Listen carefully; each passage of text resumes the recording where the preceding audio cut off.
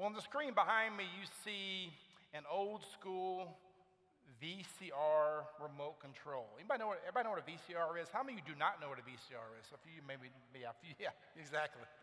A few do not know. That's awesome. And now I have a confession to make, and here's my confession. I knew how to manually record videos, but that's all I could do. I could not program a VCR. I'm the guy that had the blinking light. How many blinking light people do we have in the house, huh? The blinking light, I'm that guy, right? And here's the reality. Because I didn't understand it, I didn't use it. I didn't understand it, so I didn't use it. But I understand this. I have another remote control. Looks like that, right? That only has one button. Well, actually it has more than one, but I can operate one of those buttons. And I know how to open up my door, and I use this all the time. I use it. You know why I use it? I use it because I understand it. Because I understand it, I use it. Apple has learned this. Google has learned this. They have understood things have to be streamlined. They have to be simple. They said if people do not understand it, they will not use it. I'm saying all this because I am convinced that many people do not use the Bible because they do not understand the Bible. They don't understand it, so they don't use it. But if you understand it, you might use it. So this series is about helping you understand the big picture of the Bible. And this series is called History or His Story. And we're going from Genesis to Revelation in 10 weeks.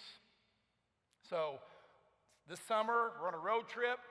Pack your bags, buckle your seatbelts, we're going fast, right? And we're covering the big story. 3 different continents, thousands of years, 40 different people, all kinds of exciting stories. We're looking at the big picture of the Bible. Social scientists tell us about meta-narratives. A meta-narrative is the big arching story that gives context to every other story. If you know his story, you can figure out your story. In fact, the only way to know your story is to find it in his story. And so we're actually learning about God's story from Genesis to Revelation, and we're talking about the big picture of the Bible. Now, if you have your Bibles in front of you, if you open the table of contents and skim down it, you're going to see it's actually in a certain order.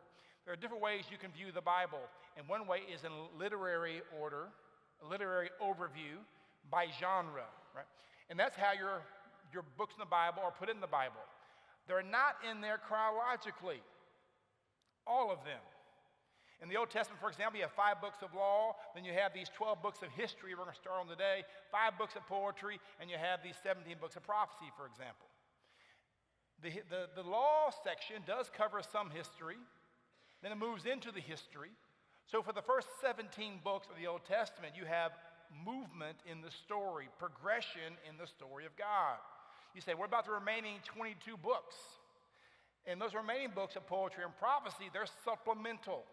And they were written during the time period the first 17 books talk about, mainly those historical books. And so once you go from Genesis to Esther, the first 17 books of the Bible, you're pretty much done with the story of the Old Testament. And you can feed the poetry and the prophecy into those books, which we'll talk about later in the series. And so it's kind of a way of understanding the Bible, the big picture view of the Bible in that way.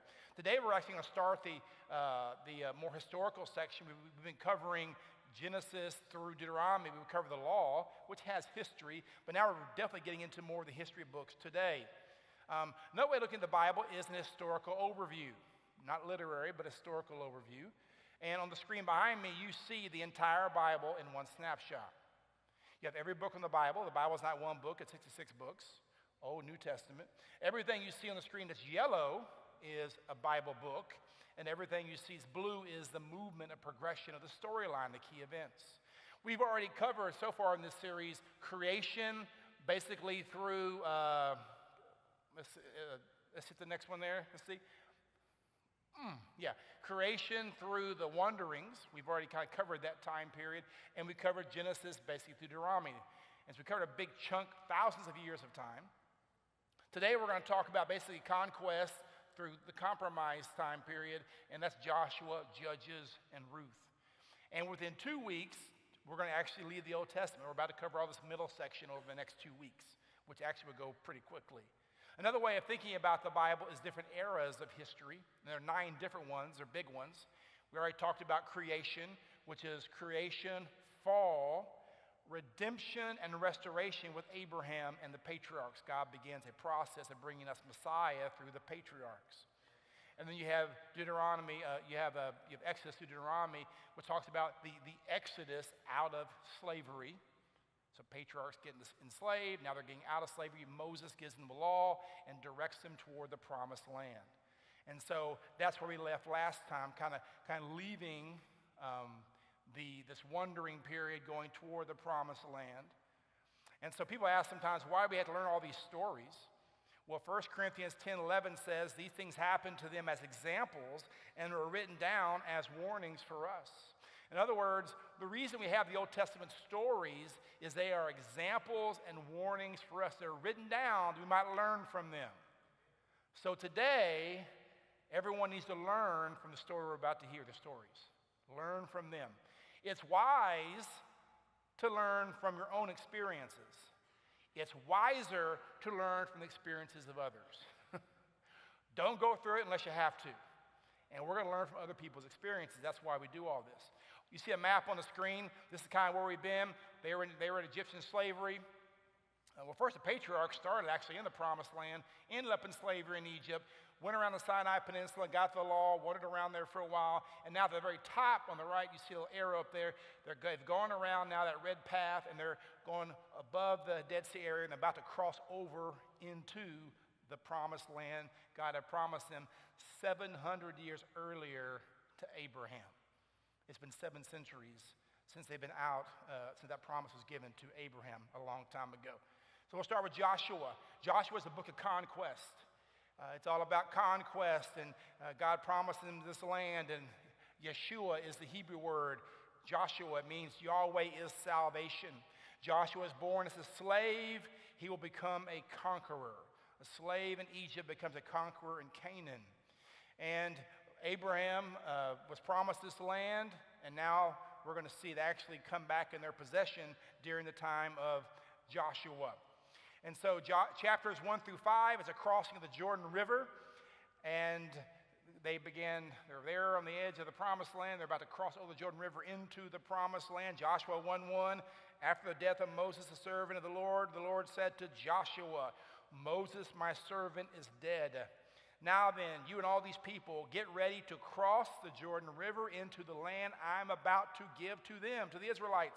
I will give you every place where you set your foot, as I promised Moses. I promised this to Moses. I promised it to Abraham before that. You will be able to take possession of this land. Just cross over the Jordan River. Verse 5, no one will be able to stand against you all the days of your life. As I was with Moses, so I will be with you. I will never leave you nor forsake you. Be strong and courageous, because you will lead these people to inherit the land I swore to their ancestors to give them. Tells Joshua, the young leader, Moses is dead now.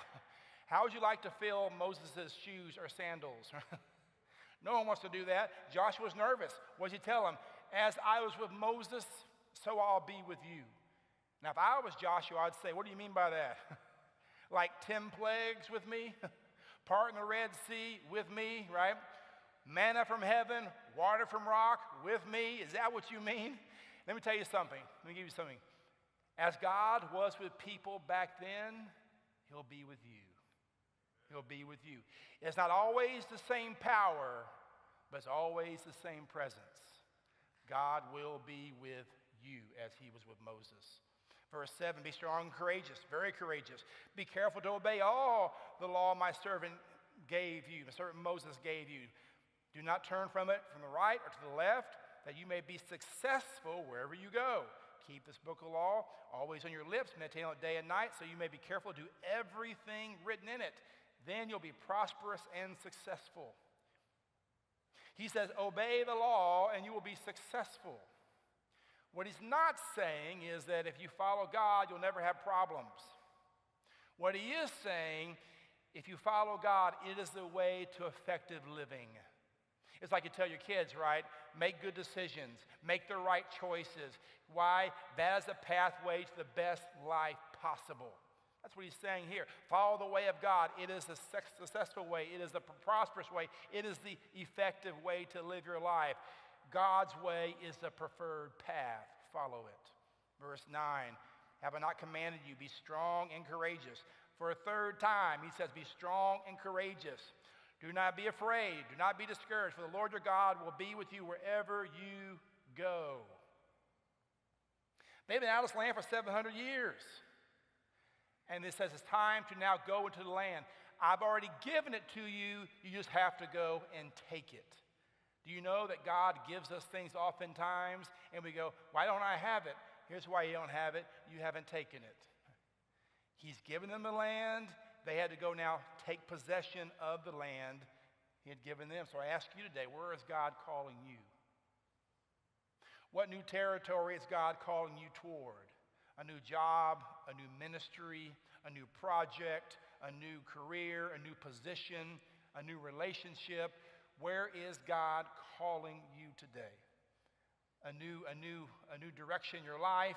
What is God doing? And wherever he's calling you, I'll say this, be strong and courageous. Live a bold life. If God's calling you to something, step into what he is calling you to do. And that's what he's telling Joshua in this very moment to do. And if you know the story, the Jordan River is at flood stage. It's flooding over its banks. And yet God says, walk across it. And Joshua tells the priest, put the Ark of Covenant on your shoulders, and you priests lead the way, walk us across the river. And the priest said, excuse me, Joshua, it's full of water. It's a flood stage. And Joshua says, I don't care, walk. And the story is a miraculous story. The minute their feet touch the water, what happens? The water stops. It gets dammed up upstream. And it gets dammed up, and finally it becomes dry, and all the people walk across on dry land. Does that sound familiar? As I was with Moses, so I'll be with you. God opened the Red Sea for Moses. He opens the Jordan River for Joshua. Not the same power, but the same presence. And God is working. Oftentimes, here's your lesson, oftentimes we're waiting for God to act when God's waiting for us to get our feet wet. God, open the waters. God says, I will once you put your feet in. And we're waiting for God to give us a clean runway. And God says, no, just go and put your feet in, move into what I've called you to, and I will make the way for you. And that's what happens in this story. Chapters 6 through 13, we see the conquest of Canaan. Now they're across the Jordan River. Now this conquest begins. And there's a 1, 2, 3, a central kind of Canaan conquest, a southern Canaan conquest, and a northern Canaan conquest. So they start in the middle. A map kind of shows it for us here in the map. They cross over just over the Dead Sea, and they go right across the center of Israel. So basically, a divide and conquer strategy. You thought that American army thought of that. No, Joshua thought of that. A wedge that divides the country, goes to a central campaign, then down to a southern campaign, and they loop around, go back up to a northern campaign at the end. It takes them 7 years to defeat over 30 different enemy armies. But they begin going through this land. Verse 16, Joshua 11:16 says, so Joshua took this entire land. Joshua waged war against all the kings for a long time. So Joshua took the entire land, just as the Lord had directed Moses, and he gave it as inheritance to Israel according to their tribal divisions. Then the land had rest from war. And so they go in there, and the first battle was with Jericho, right? The first battle after they crossed over the Jordan River was in Jericho. And they walked around it once a day for 6 successive days. Then they walked around it 7 times. On the 7th day, and the walls fall, and all these miraculous kind of conquering stories. Again, it took them 7 years to do that. Now, every time you talk about this conquest period, there's always a little bit of us, and a little bit of me especially, that scratches my head and go, this seems interesting. There's always a little tension in the story, because here are people who have been living in this land for centuries, and now God orders these new people to come in and take the land. You kind of wonder, where's the grace and where's the justice? Is that even right? And we kind of struggle sometime with the story. Way back when Moses was still living, Moses told them, you're going to go in the land one day, and there are going to be Hittites there, and Amorites there, and Canaanites, and Jebusites, and Perizzites, and termites, right? They're all going to be there in the land. And he says, you're going to have to learn what to do when you get there. And he says, don't become like the culture. You have to be different from the culture. You can't let them influence you. You must influence them. And in this case, they're dominating and taking over cities, city by city. Now, if this bothers you, they go in and take over these cities. Let me give you some things to think about, because it is a little bit of a concern, because Richard Dawkins, when he talks about the famous atheist, when he talks about the Old Testament, he talks about God as vindictive, God as a bloodthirsty ethnic cleanser, God is misogynistic, he says, God is capriciously malevolent bully, he calls God. A moral monster that God would come in and kill these people. And so keep these things in mind. Here's the first thing to keep in mind, the word promise. That God did promise the people of Israel this land for centuries. It was promised to them. So that has to be in the back of your mind at all times. The second word I would leave you is the word punishment. We can't see it from our human vantage point, but from God's vantage point, he judges nations. He judges peoples. And what we do know from archaeology and historical studies and anthropology is that the Canaanite people were horrific. We do know that. We know they had, for example, temple prostitution where they mistreated young women and young girls. They had child sacrifice, and there's archaeological digs of burnt child bodies, and they were a horrific culture. In many ways, the Israelites were seen as God's judgment to kind of purify the land. Another word you need to keep in mind is the word protection. And for me, this is probably the biggest one. And that is the whole idea that when they went into that land, there really was a fight or you're going to be killed mentality when they went to the land. When we talk about the conquest period, if you're an American, if you're a 20th century, 21st century person, if you're a Western person, this insults, our American, sensibilities, and we don't like this. Well, we forget we have no historical context. And what we forget is in this day and time, people were barbaric and they were brutal.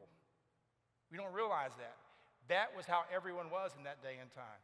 If they would have put a bumper sticker on the back of their camel that said coexist and sang kumbaya and walked through the Canaan, they all would have been slaughtered literally.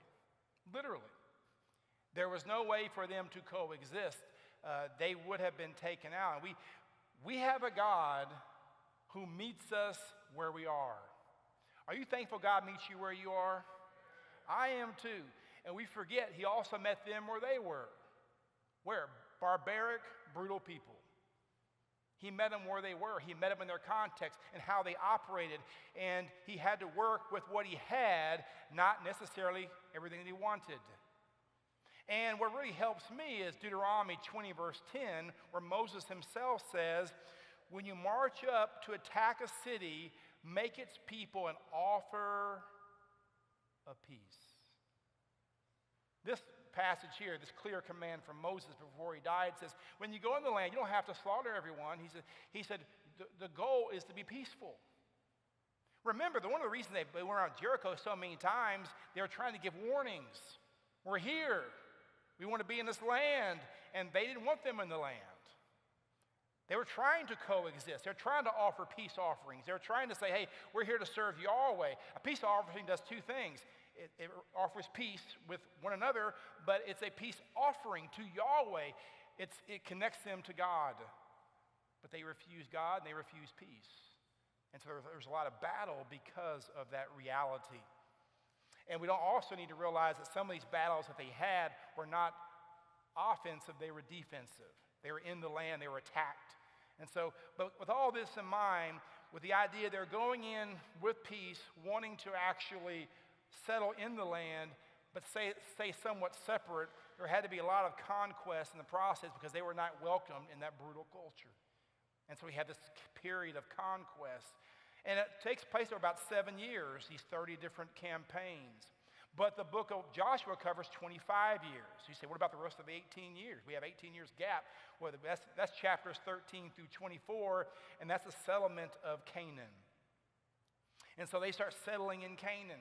You see a map here on the screen. This is actually the 12 tribes of Israel where they began settling during the period of the conquest, during this time period. You had Jacob, whose name was changed to Israel. He had 12 sons, and they become heads for the most part. A little bit of difference, but they become heads of the 12 tribes of Israel. Now, by the way, this is not a whole lot of space. If you've ever been to Israel, Israel is not big. Israel is only basically about 50 miles wide and 250 miles high. For perspective, Israel is about as wide as the greater Austin area, and about as long as from San Antonio to Dallas. San Antonio to Dallas, as wide as Austin, that sliver of space, that's Israel. So it's not a very big territory, and they begin settling into this area. Joshua 23:9 says, the Lord has driven out before you great and powerful nations. To this day, no one has been able to withstand you. One of you routs 1,000 because the Lord your God fights for you. He's fighting for you, just as he promised. Verse 11, so then be very careful. Here's a warning, be very careful to love the Lord your God. But if you turn away and ally yourselves with survivors of these nations that remain among you, and if you intermarry with them and associate with them, then you may be sure that the Lord your God will no longer drive out these nations before you. He said, okay, there's all these people in the land. Not all of them have died in war. There's plenty of people. He said you need to stay separate in the sense of don't let their culture influence you. Don't take on their religion, he said. Intermarriage here is not referring to racial intermarriage. It's referring to spiritual intermarriage. Don't marry someone of a different faith, of the Canaanites in the land, he said. Do not do that. Verse 13, instead, he says they will become snares and traps for you if you do that. If you get into the culture, you let the culture influence you, it'll trap you. Whips on your backs and thorns in your eyes until you perish from this good land which the Lord your God has given you. He said, I've done everything. I provide the land for you. You're here now. Be careful now that you're here that you make good decisions and you follow my teaching. It's like you tell your kids, right? Hey, I've taught you all this stuff, right? I've taught you all these things, how to brush your teeth, how to bathe yourself, right? I've taught you how to go to school. He said, your kids get older and you go, man, I hope they apply what I taught them, right? That's where God is right now. It's exactly where God is. He's raised up this nation, and he said, be very careful you do what I have told you to do. And of course, the book of Joshua ends with this challenge, Joshua 24:15. But if serving the Lord seems undesirable to you, then choose for yourselves this day whom you will serve. Whether the gods your forefathers served beyond the river, or the gods of the Amorites in whose land you are living. But as for me and my house, we will serve the Lord. And that's how it ends, basically. He says, who are you going to serve? You're going to serve the God of your fathers, the God of Yahweh? Are you going to serve the gods around you? And he challenged them to serve the Lord, to serve the one true God. There's no successor, right? A loose confederation of tribes, no successor for Joshua. So Joshua's going to pass off the scene now, and there's no central leader now, and that brings us to the book of Judges. And the book of Judges is the book of rebellion, probably written by Samuel or some other prophet. And spoiler alert, this is a depressing book. If you're depressed, you might want to leave now, all right?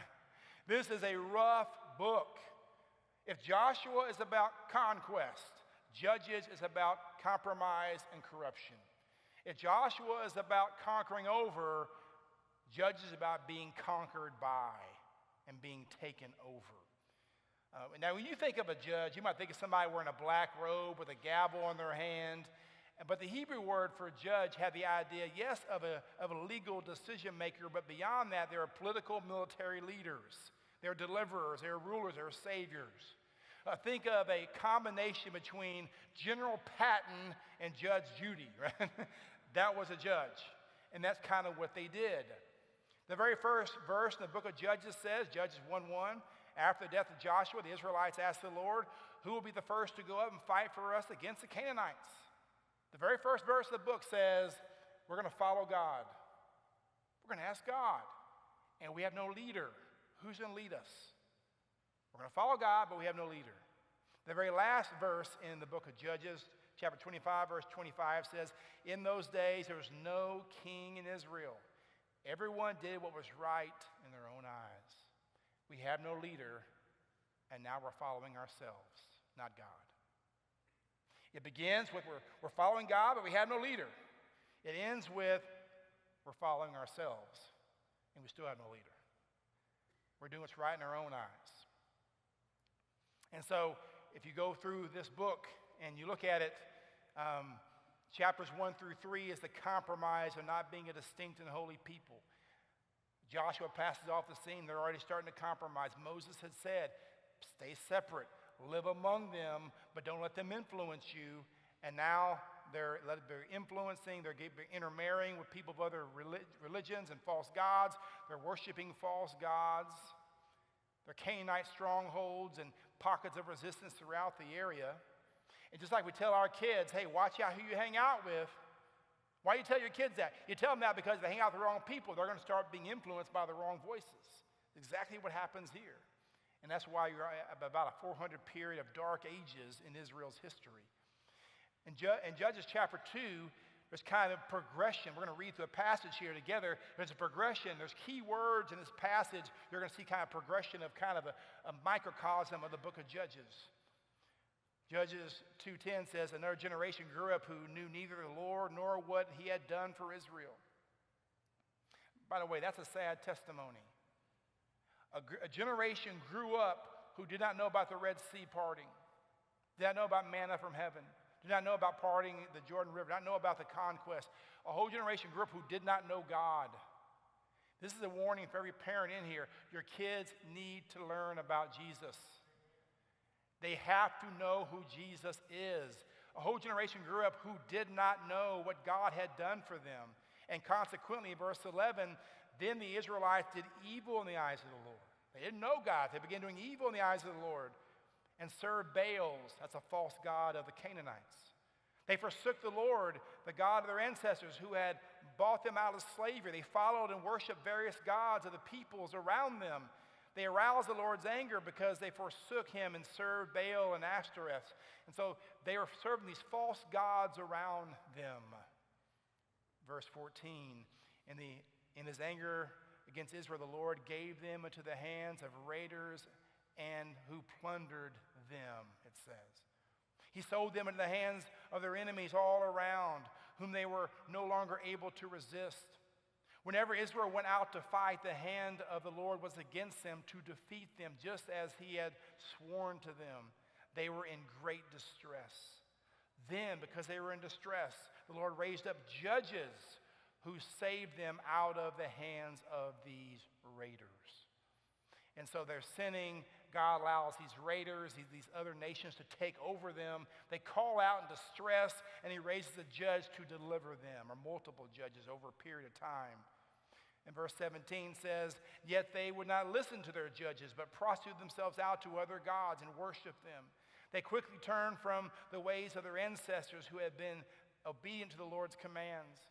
Whenever the Lord raised up a judge for them, he was the judge and saved them out of the hands of their enemies as long as the judge lived. For the Lord relented because of their groaning under those who oppressed and afflicted them. And so they get deliverance by this judge, this military leader who frees them from their oppression. And then verse 19, but when the judge died, the people turned to ways even more corrupt than those of their ancestors, following other gods, serving and worshiping them. They refused to give up their evil practices and stubborn ways.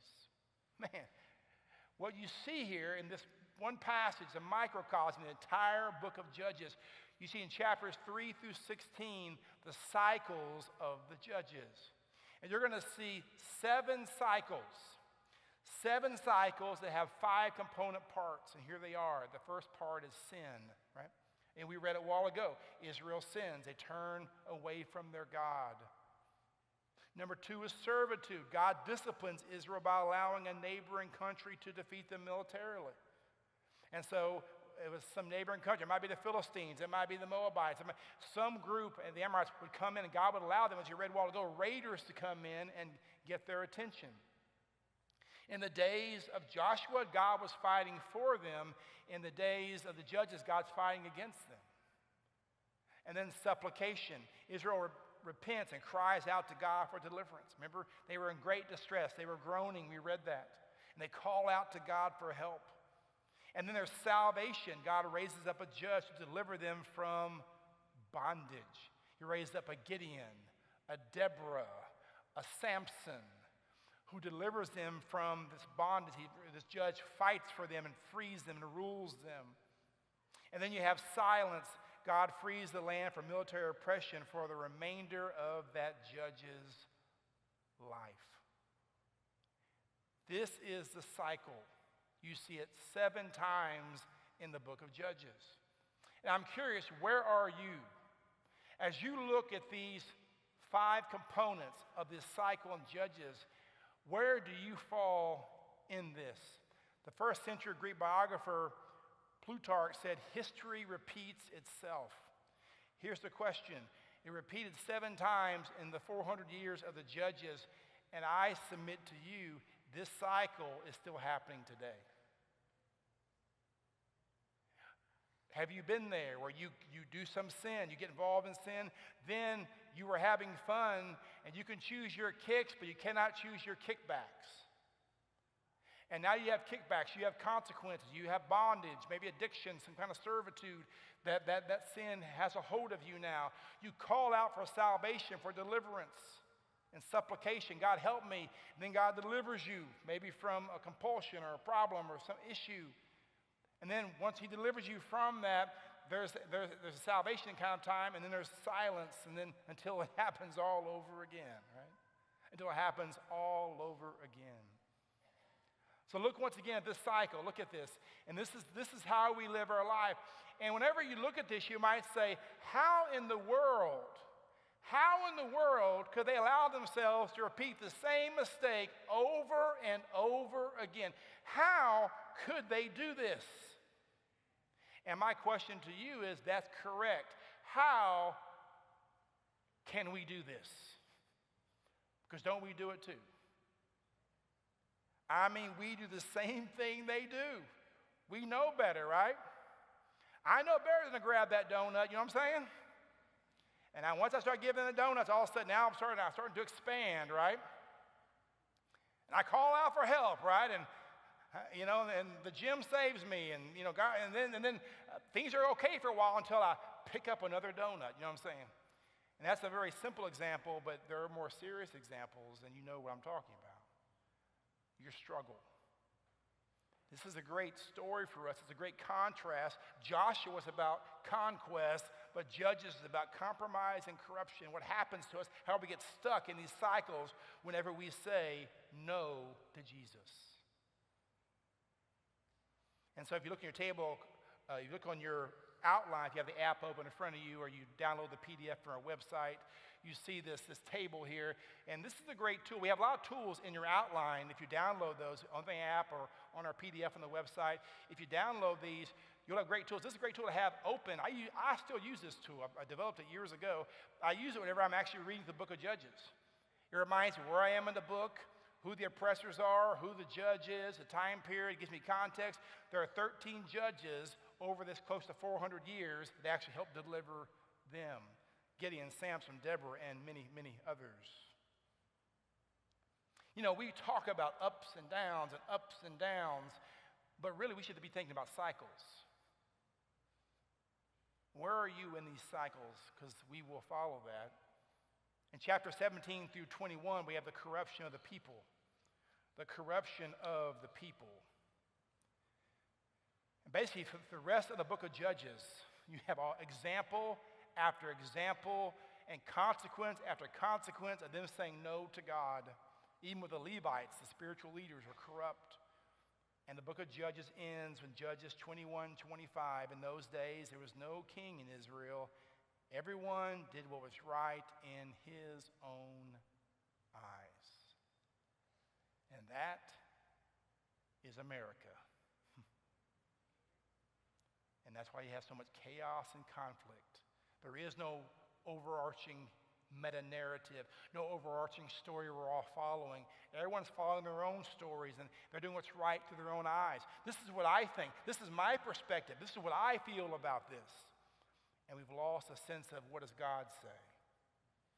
And we're just like the judges, and there is no peace in the land.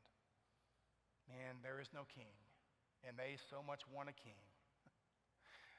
They want a king. In fact, next week you're going to find out God's going to give them one. They're going to start getting some kings. But I'm going to tell you in advance, do you think that works for them? Those of you who think your political leaders are your messiahs, come next week.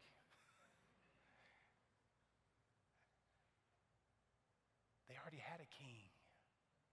Moses told them, your king will be Yahweh. Follow the ways of Yahweh. It was a theocracy. They were under God. They already had a king, but they're going to reject their heavenly king. They want an earthly king, and they'll get, be careful what you ask for. You might get what you want. They're going to get that and see if that helps them, and they're trying to figure this out as we try to figure it out as well. You ever have a son or daughter who you've taught certain things and they're not doing what you asked them to do? Maybe a teenager, college student, young adult, and you're just beside yourself. You're like, man, we didn't raise them this way. You tell people all the time, that's not what we taught them, right? That's where God is right now. God's all, I didn't teach them this. This is not what I taught them. This is where he is. He has a wayward, rebellious teenager right now in the period of the judges. But I do want to end on a positive note as we wrap this thing up. Let's be positive. Let's talk about Ruth, the book of commitment. Here's what I like about Ruth. If Joshua is about conquest and Judges is about compromise and corruption, Ruth's all about commitment. Unlike many others during the period of the Judges, Ruth was an example of faithfulness to God. Faithfulness to God. Ruth covers a 30-year time period within the close to 400 years of Judges. She's not even a Jewish person. She's one of the Moabites. She's one of the Canaanites in the land. And yet, she's a widow. Her husband dies. She's still committed to her mother-in-law, Naomi. In fact, she tells her mother-in-law this in Ruth 1:16, a wonderful passage. But Ruth replied, don't urge me to leave you or to turn back from you. Where you go, I'll go. Where you stay, I will stay. Your people will be my people, and your God will be my God. Here was a person who says, you know what? I'm not even a Jewish person, but I'm going to follow the Jewish faith. I'll become one of your people. Your God will be my God. And it's such a powerful story that Ruth becomes the great-grandmother of King David. And she's in the genealogy of Jesus Christ. And so in a period where the Jewish people were not even following their God, here's a non-Jewish, Gentile, Canaanite woman who says, I'll follow the right God. And she's in the line and lineage of David and Jesus because of her commitment to God. Big picture, wrap up our day today. Conquest and Judges. Joshua leads the conquest of the promised land. You think of conquest, Joshua leads the conquest. And Samson and others were chosen as judges to lead the people for 400 rebellious years. And that's the period of conquest and Judges. They get in the land, but they struggle. You come to Jesus, but you still rebel against him. It's a Christian life. This story is our story. And here's our application for significance as we close. As in Joshua, we must move forward in our faith where God is leading us. And we must fight from victory, not just for victory. I began earlier the message saying, where is God leading you? Where is God taking? What is God saying to you? Whatever God's saying to you, as in Joshua, move forward wherever God is taking you. Well, there are obstacles, there are giants, there are difficulties. God told Joshua to move forward. We should also move forward. Just because it is difficult does not mean it's not from God. People say all the time, they'll say, this can't be God's will. It's too hard. And I go, that might be a sign that it is God's will. God will give you things, but you still have to take them. And we learned that from the conquest. In Joshua's day, they gained ground because they were faithful. In the judges' day, they're going to lose ground because they're faithless. But we fight not for victory, we fight from victory. Why is that? We've already had victory. Did you know we've already won the war? Anybody know that today? We might lose the battles, we've already won the war. We are more than conquerors through Jesus Christ who loves us. So no matter what kind of conflict you're going through, difficulty, understand that we will win this war, so we move forward in faith. We don't fight for victory, we fight from victory. Doesn't mean we don't have problems. Doesn't mean difficult times don't come. It does mean we live above our circumstances, not under our circumstances, because we have victory in Jesus Christ. As in Judges, we must be aware of cycles of rebellion in our lives. Maybe those cycles stuck out to you today. Maybe you remember, I've got some cycles. I know in different areas of my life, in this area, I'm in servitude. In this area, I'm in a time of salvation. In this area, I'm in a time of silence. What areas of your life are you in these cycles, and where are you?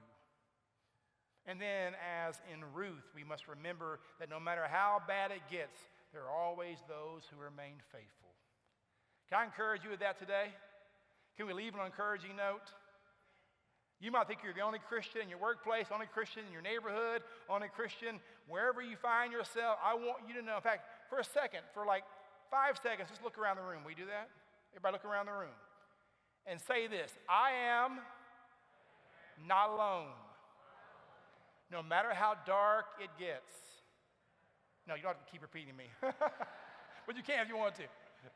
No matter how dark it gets, let me tell you something. There's always a Ruth. There's always a Ruth. Someone who's following Jesus. And so you are not alone. In fact, you can be a Ruth to other people in your life even this day. We have a prayer and care room back here. I encourage you guys to utilize it on the way out today, and make sure you go by there and talk to them about any need you have. We want to pray with you about what you're going through. If you have questions about being a follower in Jesus Christ, go to our prayer and care room. Say, man, we had baptisms last week, and you might say, man, I want to be baptized. How can I know Jesus? Right? You do it by actually confessing your sin to him and giving yourself fully to Jesus, Savior and Lord. And they can help you with that in that prayer room. So I encourage you to go back there as we dismiss. I'm going to ask the worship team to get in place, and we're going to pray, and we're going to sing one last song together. With heads bowed and eyes closed during this last song or after this song, if you want to go to the prayer and care room, I encourage you to do that today. Father, if someone here who does not know Jesus Christ, if they never really experienced the forgiveness and grace of Jesus, in this moment, may they simply say, Jesus, be my Savior and be my Lord. Be my forgiver and be my leader. May they confess their sin to you and give you themselves. Father, when we do that, we become believers in Jesus. There are people watching online and people here today who can become believers in Jesus right now simply by confessing their sin, accepting the forgiveness of Jesus. Lord, for all of us in this room who call ourselves Christ followers, Lord, help us to learn from these stories. Lord, what an opportunity. May we not be apathetic about what's in front of us.